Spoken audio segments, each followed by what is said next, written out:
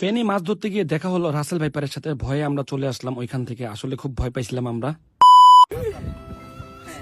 অনেক মাছ so guys, এখন আমরা আছি লালপুল। এখানে আমরা মাছের প্রজেক্ট দেখতে আসছি।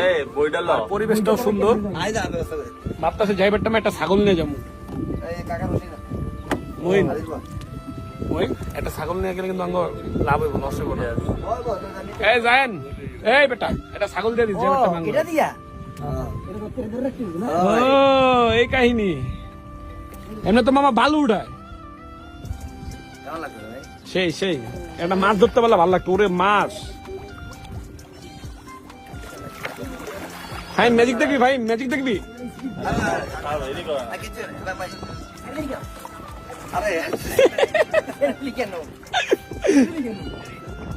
আসলে জায়গাটা খুব সুন্দর, পরিবেশটা বেশি ভালো লাগছে। মনে হয় হাত দিয়ে তো মাছ ধরা যাবে।